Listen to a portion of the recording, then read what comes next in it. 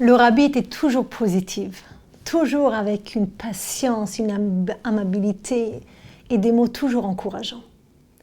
Pour les sujets de tsniout, de perruque, les choses étaient dites très clairement. Et on voit que le rabbi a même mis une condition pour les personnes qui souhaitaient, dans les premières années, que le rabbi faisait Messader Kiddushin, c'est-à-dire c'était le rave du mariage. Quand Khatan Kala venait demander au rabbi s'il pouvait avoir le mérite que le rabbi soit leur Messader Kiddushin, waouh, quelle zéroute, j'aurais voulu me marier à cette époque. Le rabbi mettait une condition, donc on pourrait croire que c'est un peu dur, mais pour les choses de Torah, on est émette et on va jusqu'au bout. Le rabbi mettait comme condition que la jeune fille portera la perruque. Et on raconte une histoire d'un couple, donc Khatan Kala, qui sont venus chez le rabbi, demander justement que le rabbi soit Messader Kiddushin.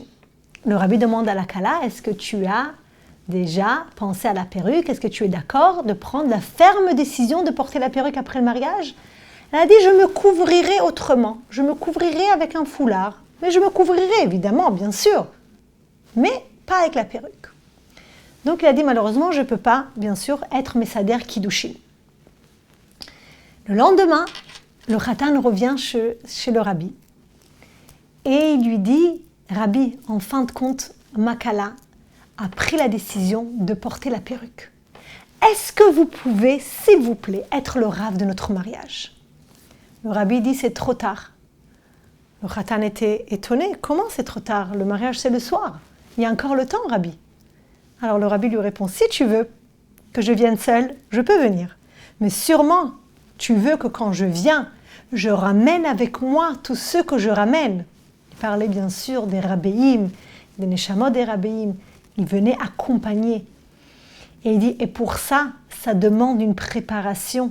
Et pour ça, c'est déjà trop tard.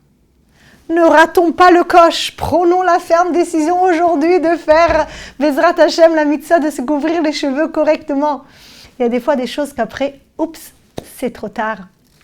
On peut toujours se rattraper, évidemment, mais il n'y aura pas la perfection. Donc voilà, ça c'est une histoire qui semble peut-être un peu difficile, que le rabbi a refusé d'être Messader Kiddushin, mais pour lui c'était tellement important le sujet de la perruque qu'il avait mis en condition.